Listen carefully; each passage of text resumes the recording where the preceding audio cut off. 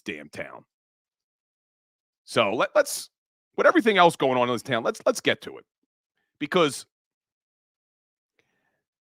I am so over the AJ Brown trade talk. I'm just over it. It's absurd to me. We dealt with this a couple of weeks ago when AJ Brown and Devontae Smith were on the Up and Adams show. We had to deal with this. Oh, the rumors of he's going to be traded and, he's not happy. It's so overblown. It's getting out of hand. It's ridiculous. First of all, let me get some water because I'm about to go off. Because I just can't take it anymore. I'm so over the AJ Brown is a diva talk. I'm over it. And maybe I got to get Big Sills on the show because me and him are going to have to go at it. Because I am so over that AJ Brown is a diva. Okay? And I see people in the chat talking about it. Where are we getting that? Where are we getting that AJ Brown is a diva? What have we heard that makes us believe that AJ Brown is a diva? What has he done? What has he done? And I see Barbara Carroll in the chat say, oh, he shouldn't have called into the WIP show. Look, he wanted to call in because he wanted to call them out on saying things about him that he disagreed with. Smart move? I think you could debate whether it was a smart move. But what has he done where we are now just going to say he is a diva and he needs to be traded? Where's that coming from? Let's just go back. Joe Santoliquito from Bleeding Green Nation wrote an article about Jalen Hurts' leadership style. And in that article, he talked about how people in the locker room have said Jalen Hurts isn't very vocal, so he defers to AJ Brown a lot when it comes to leadership. But AJ Brown's a diva? In that article about Jalen Hurts, they're talking about how AJ Brown's the vocal leader on that team. And now we want to get rid of AJ Brown? Why? Where is this coming from? People talking about how, oh, well, he's crying over targets. Do you know that AJ Brown set a career high for targets in 2023? By far, a career high in targets in 2023, and he barely played week 18. So again, that narrative that he wasn't happy because he wasn't being targeted is being made up. He had 158 targets in 2023. He's never come close to that in his career. He had 145 the year before. The most he ever had in Tennessee was 106. And then I have people, oh, well, all those targets came in the first 8 games of the year. It was towards the end of the year he was unhappy because he wasn't being targeted. I went and looked. He averaged 10 targets a game the first 8 games. He averaged 9 targets a game the next 8 games. We are making up narratives. He was targeted the most of his career. He had the most catches by far he's ever had in his career. He had 106 catches in 2023. He never had more than 88 before that. He had 88 the year before. The most he ever had in Tennessee was 70. So now we create a narrative that AJ Brown's unhappy with his targets and his catches. It's ridiculous. And then let's just look at the on-the-field production before I even get to why this would make zero freaking sense to trade this guy from a financial perspective. But let's just look at what he does on the field, and you tell me how this makes this team better by trading a guy who's 26 years old. 26 years old, about to enter the prime of his career. We haven't even seen AJ Brown's best yet. And we're talking about trading this guy. People are freaking crazy, man. Crazy. And I'm getting worked up because it's just so ridiculous. First of all, he's been here for 2 seasons. AJ Brown now sits at number 1 and number 2 in franchise history for the most receiving yards in a single season. In 2022, he had close to 1,500 yards. And then in 2023, he comes in second only to himself at over 1,450 yards. So A.J. Brown now sits number 1 and number 2 in franchise history for a single season, and people in this town want to trade him. Well, let me remind you, okay, let's take a look at before A.J. Brown got here, who our leading wide receivers were. In 2021, Devontae Smith's rookie season, he had 916 yards. Before that, 2020, do you know who your leading wide receiver was? And I'm not talking about tight ends. Do you know who your leading wide receiver was in 2020? Travis Fulgham with 539 yards. That was the leading wide receiver on this team. 539 yards. And we want to get rid of A.J. Brown. You have to go back to 2014. 2014 was the last time there was a wide receiver with over 1,000 yards on this Philadelphia Eagles football team before A.J. Brown got here. 2014, you had Travis Fulgham in 2020 with 539 yards, and he basically did that in 5 games, and then you never saw him do a damn thing again.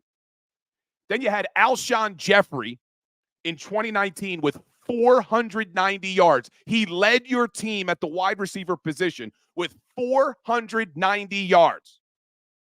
2018, Alshon Jeffrey, 843 yards. 2017, Alshon Jeffrey, 789 yards. 2016, Jordan Matthews was your number 1 wide receiver with 800 yards. 2015, Jordan Matthews, 997 yards. You have to go all the way back to 2014 when Jeremy Maclin put up over 1,300 yards. And we're going to sit here now, and we're going to actually have people calling for us to trade A.J. Brown. It's insanity. It is absolutely insane. And we're trying to get Jalen Hurts to have a bounce-back season. We want Jalen Hurts to get back to the 2022 version where he was a front-runner for the MVP before he got hurt. We want to get back to that, and we think the best way to get Jalen Hurts back to an MVP caliber is to trade the best wide receiver this team may have ever had. Early in the season, when the Philadelphia Eagles were 10-1 and A.J. Brown had those 6 straight games of over 125 yards, we were talking about in this town, was A.J. Brown the best wide receiver the Philadelphia Eagles have ever had? And now 7 games later, we have people calling for him to be traded. It is insanity. And not only looking at his production on the field, not only talking about his leadership off the field, which we have heard from reporters who have their finger on the pulse of that locker room, that he is a vocal leader. When he called in to WIP, he talked about how he will hold people accountable. You need that on your team. You don't hear reports. We haven't had one credible report that people in that locker room don't like A.J. Brown. I've never heard one credible report that people in the locker room don't like A.J. And you know I'm a big fan of Jalen Hurts. There's been reports about they want Jalen's leadership style to change. Have you heard reports like that about A.J. Brown?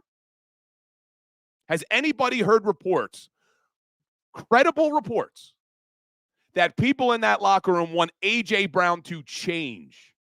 I've never heard it. And not only does it make 0 sense on the field, not only does it make absolutely no sense from a production standpoint, look at his damn contract. Look at his contract. First of all, you have one of the best wide receivers in the NFL under contract until 2027. If you tried to trade him, his cap number skyrockets. So first of all, if he's on the roster, his cap hit is $12.4 million.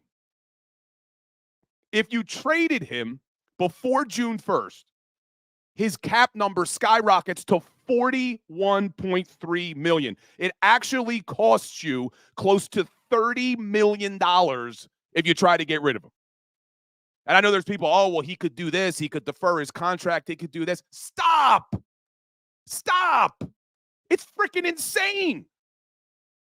It is absolutely insane to suggest to get rid of one of the best wide receivers in the league for no reason, for made-up stuff that has never, ever been reported from a credible source that people have problems with AJ Brown. I have never heard it.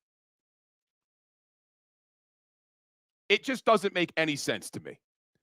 And now the other argument that I keep hearing is, well, they have to pay Devontae Smith. They can't pay AJ Brown and Devontae Smith. Well, first of all, Devontae Smith is eligible for a new contract. Yes, he is eligible. And I know the Eagles want to get that deal done. I know Devontae Smith wants to get that deal done. But Devontae Smith's not a free agent. And because Devontae Smith was a first-round draft pick, they have a fifth-year option on him.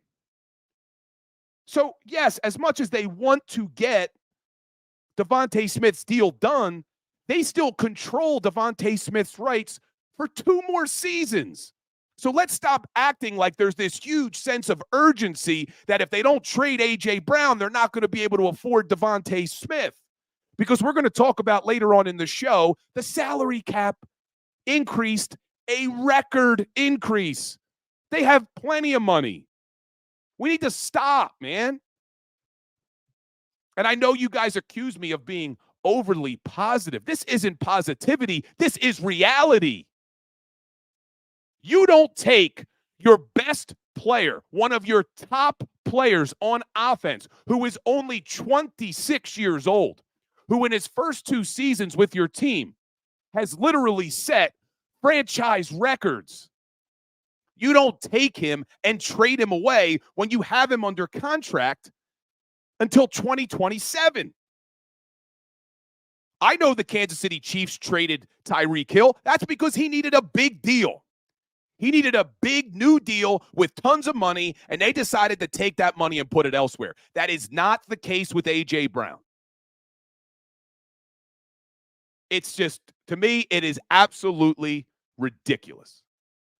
Absolutely absurd. We want to go back to the days where we had Travis Fulgham.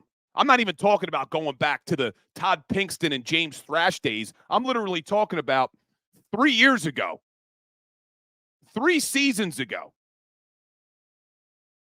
You didn't have a 1,000-yard receiver since 2014. Come on, man. Ridiculous. Absolutely ridiculous. And then, A.J. Brown tweeting out about how, no wonder people don't like us. We don't even like us. This is what people talk about sometimes. Look, I get it. I do this show every day. I do the 97.5 Fanatic show on Saturday and Sunday. Yes, there are times where we need to create narratives because we have to have things to talk about. I get it. Topics to talk about. You will never hear me create a narrative out of nothing. There are things to talk about. There are topics to talk about. There are reports to talk about. That is different than creating a narrative that doesn't exist. And that's why I'm worked up today.